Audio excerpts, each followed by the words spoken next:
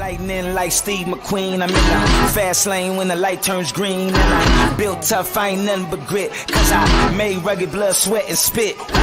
Yeah, like a horse I fly. Better push yourself in for a bumpy ride. I like to play hard, but I work harder. And I weather the storm cause I'm built stronger.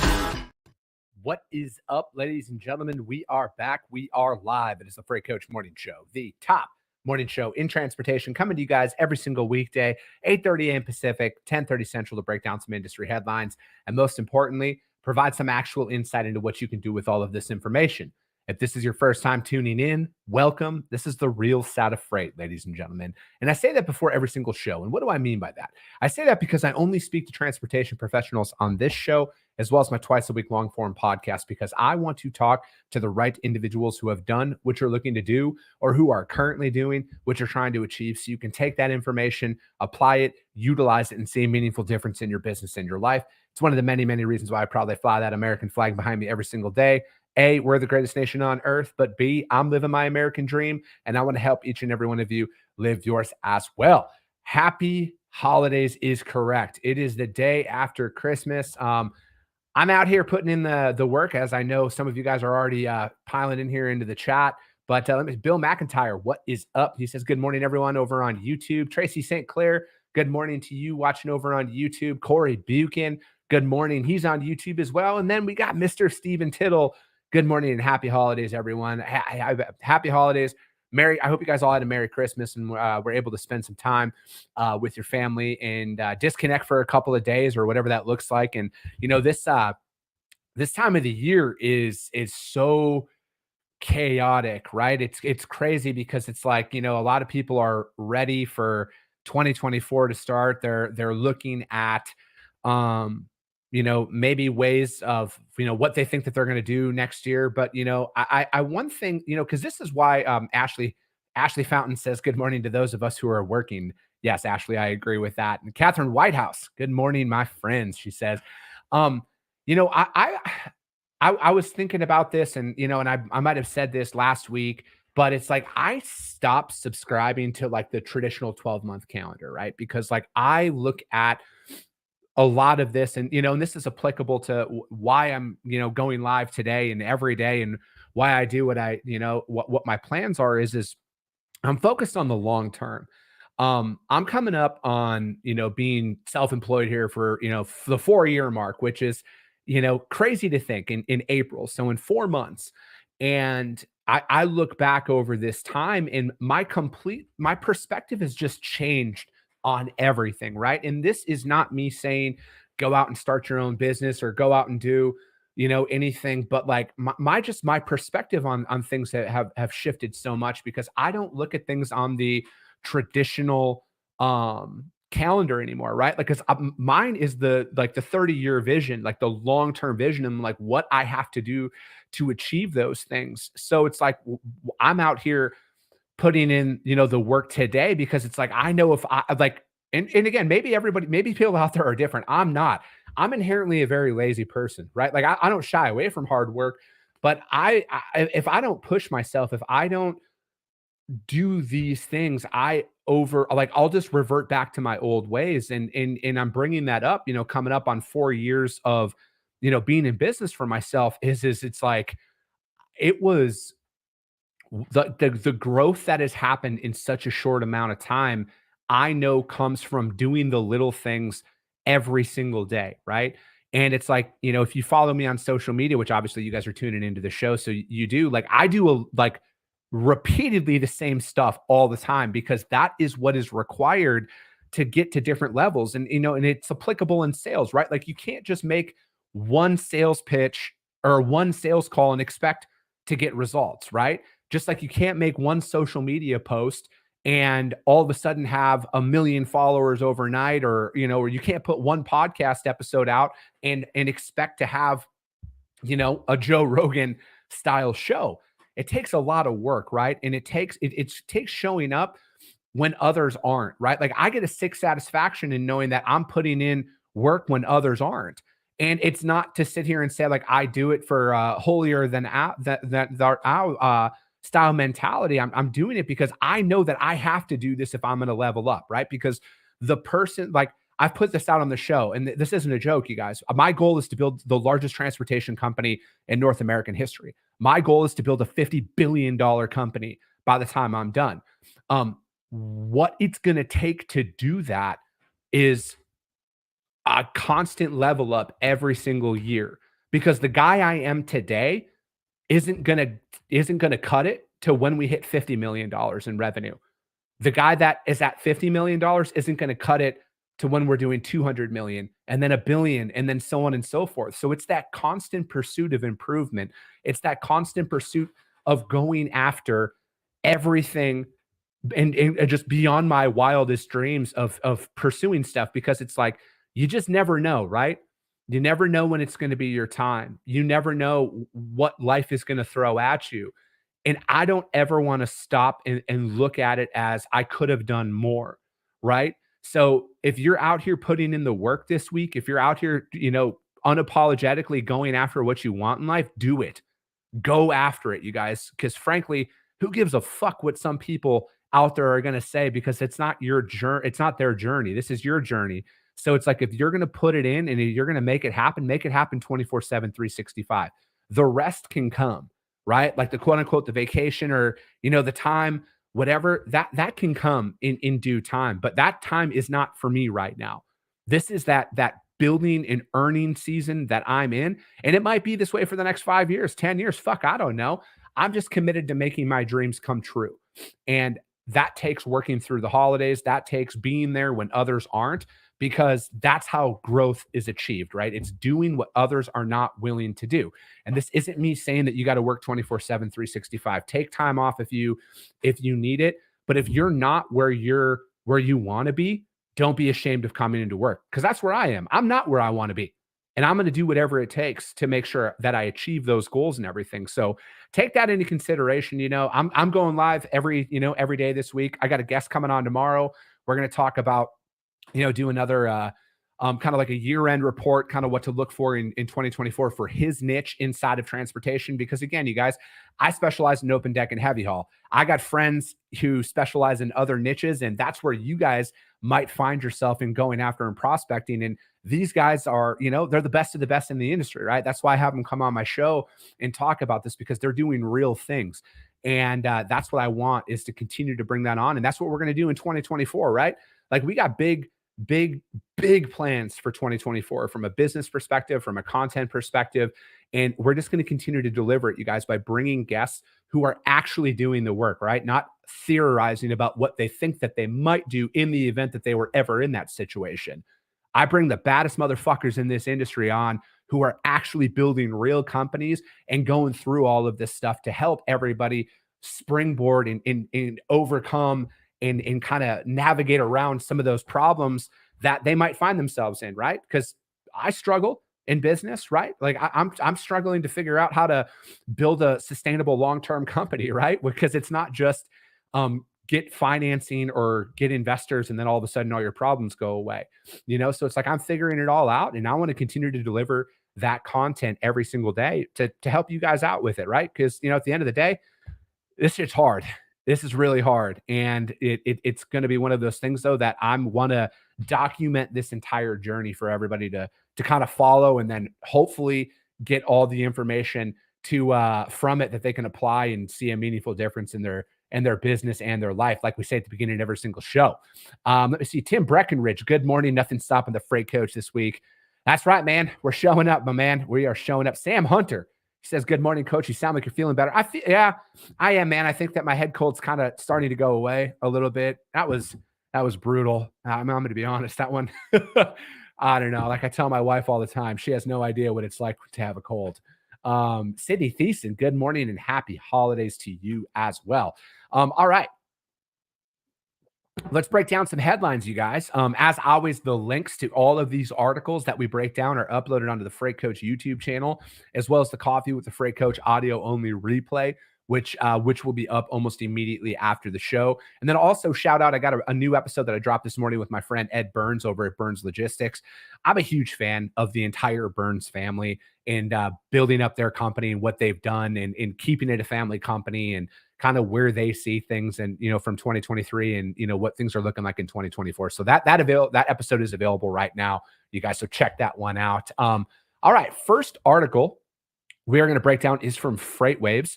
And this is the challenge to California's Advanced Clean Trucks EPA waiver on hold.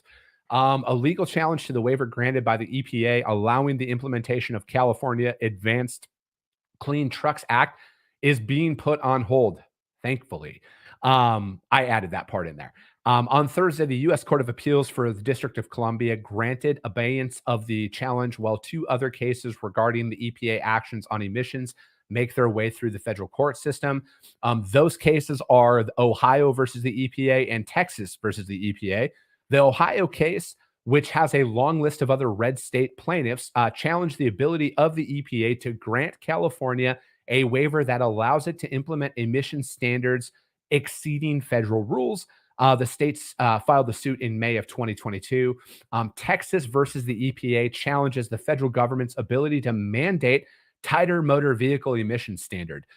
Pete Zalzal, that's a fun last name to say. Pete Zalzal, an attorney with the Environmental Defense Fund, one of the interveners in the case, told FreightWaves the key issue there is really challenging the EPA's ability to consider electric vehicles as setting the standards under Section 202 of the Clean Air Act. He said a decision from the District of Columbia could come down in a matter of weeks, though that could stretch out a few months. The Texas suit does not deal with California rule directly. It was filed in November of 2022. And then both Ohio and Texas cases were heard in September in the DC courts, the same venue where the lawsuit by lead plaintiffs Western States Trucking Association against Act waiver was filed. That suit has other plaintiffs in a wide range of other states that have signed on as interveners, either backing the Western States Trucking Association effort on or in the defense of the EPA in its waiver.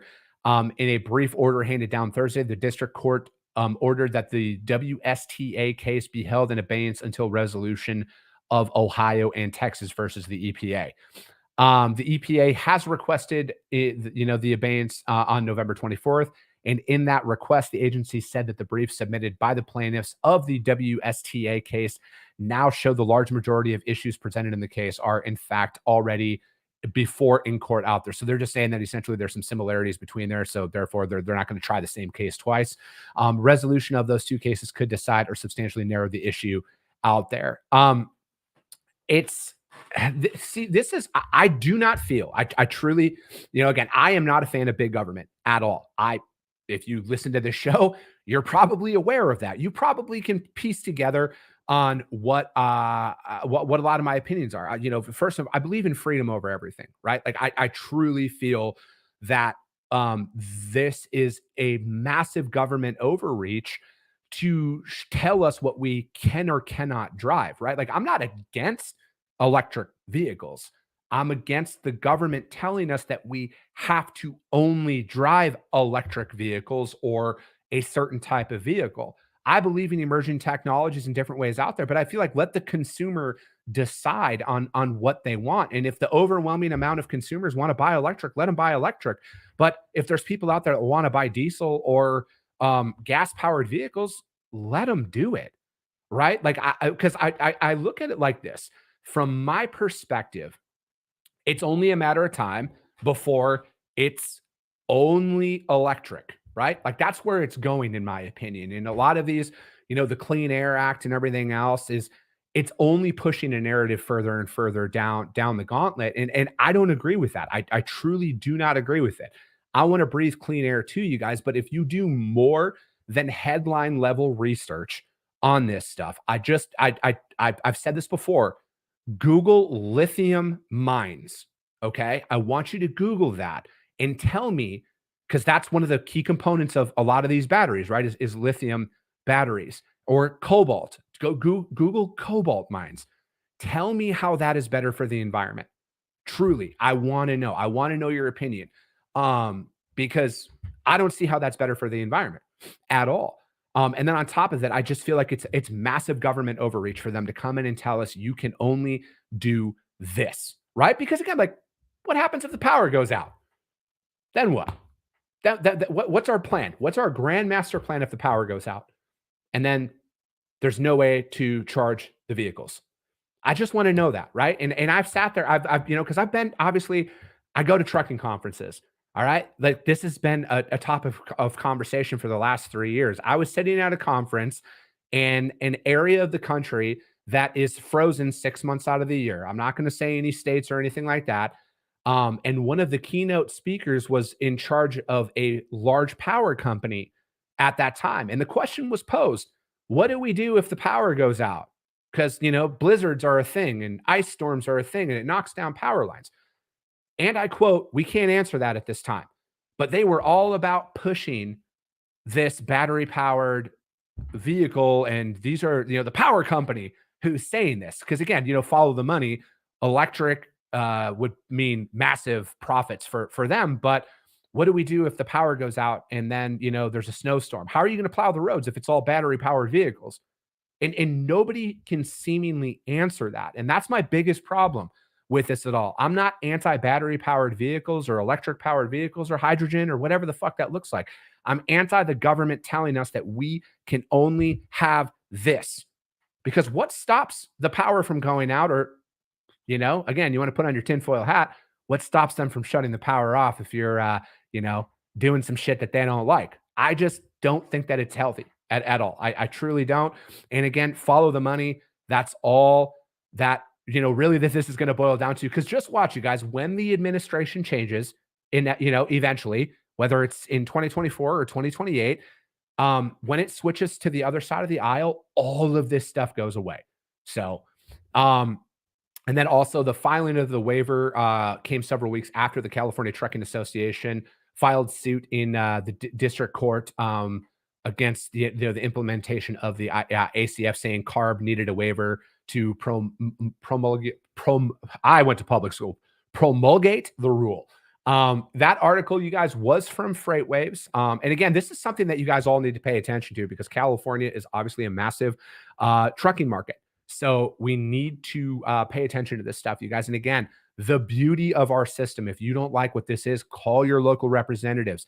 Get them to stop this from happening in your state, right? Because again, they brought it up in this article and it's true. All the red states are going to sue to stop this stuff. And it's just going to be a lot of back and forth. And again, how is this benefiting your daily life right now? That's one thing to keep in mind. Freightwaves.com challenged to California's Advanced Clean Truckers EPA waiver on hold, which I think it should be removed altogether. Carla Isted, good morning to you. Tim Perkins, what is up? SP Freight says, good morning. Sydney Thiessen says, especially when CARB is just making business owners' life harder, and there would be more trucks on the road due to the decrease in load volume, along with increased insurance costs, power grid issues. It's such a difficult subject to force on trucking. The key word that I'm seeing you say here, Sydney, is force, and it shouldn't be forced because that's not the government's job, right? And I know that I'm not saying that you're trying to say that or anything like that. I'm just, from my perspective, that is that's what it shouldn't happen. It's not, in my opinion, it's not the government's job to tell us how we can or cannot live. All right, it's the opposite. We tell the government how we live. Right, that's what a republic's supposed to be. But anyways, back into SP Freight. Says, speaking of plowing roads, Idaho has 3 inches of snow in the Boise Valley. Yeah, man, that's what I mean. Heaven forbid the power goes out. Tim Perkins says, can't find enough techs to work on trucks. How many EV techs will be needed to have a large influx of electric vehicles? Not to mention, look up how much the U.S. is responsible for world emissions. Great call outs. Yeah, man. And that's another thing to keep in mind on a lot of that stuff. Tim brings up great points there. Next article we are going to break down is also from FreightWaves, and this is C.H. Robinson Chief sees no truckload pivot until the second half of 2024.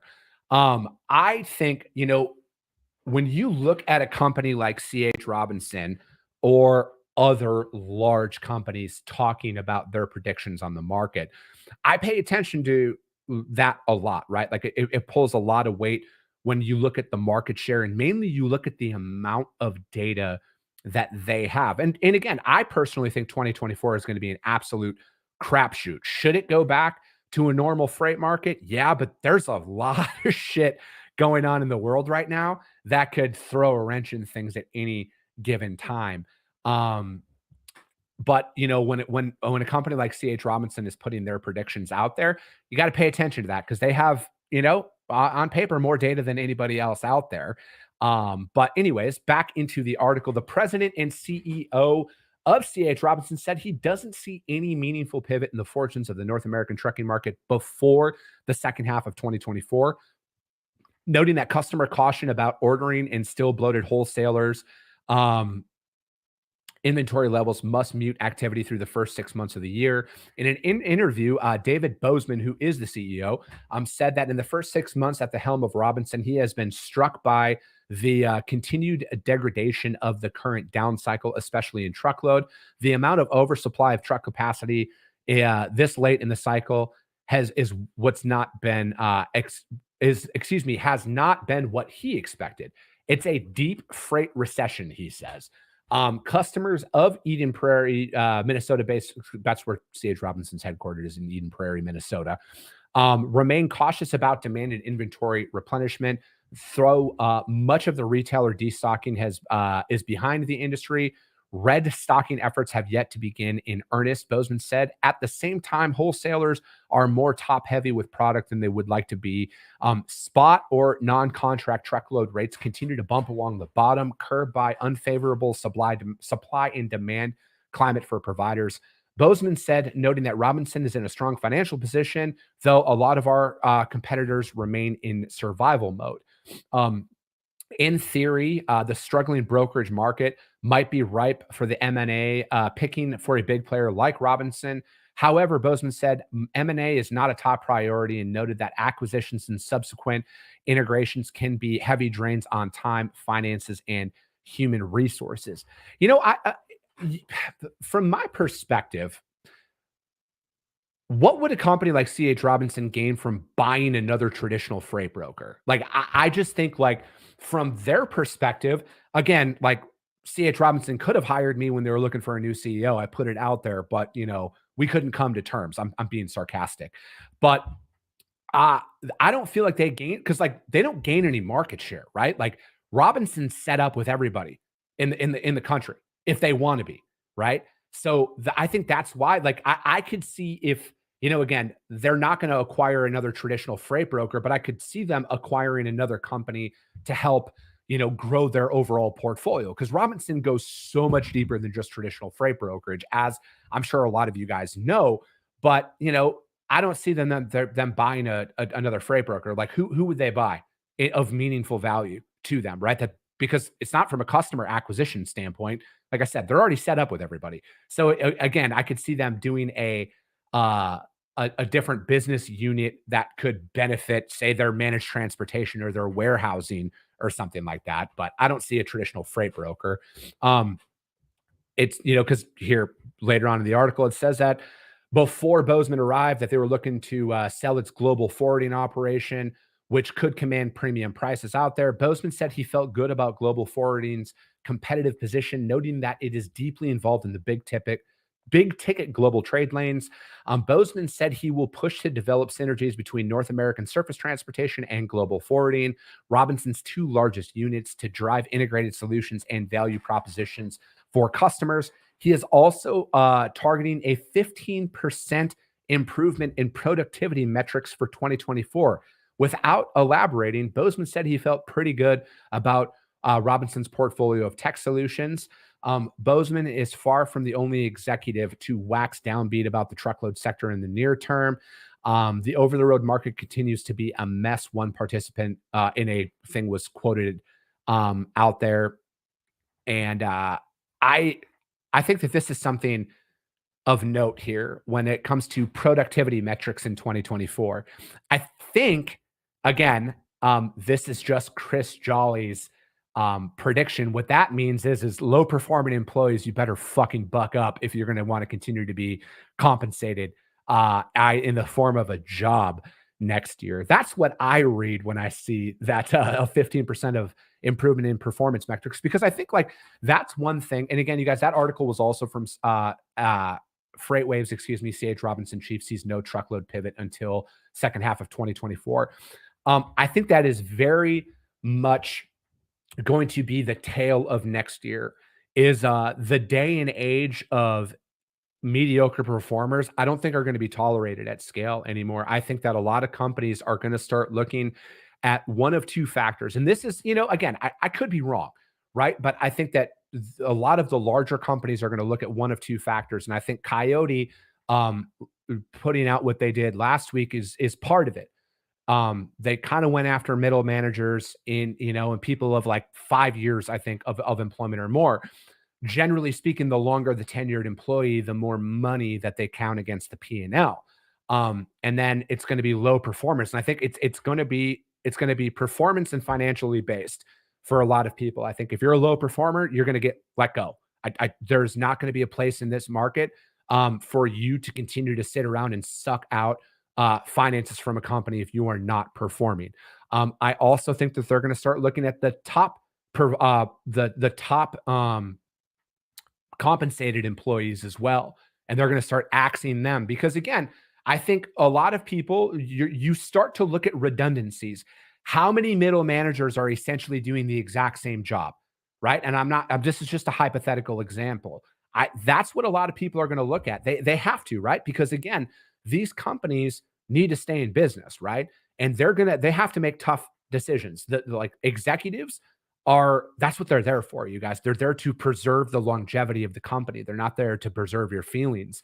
And if you suck at your job, harsh reality, you're probably not going to be employed throughout much of 2024 if you're a low performing employee. And that's not saying me sitting here saying if you have a bad couple of strings of months. I think we all know, right? I thought I was a pretty badass employee for a long time too, and I wasn't. I was probably mediocre for a period of that time.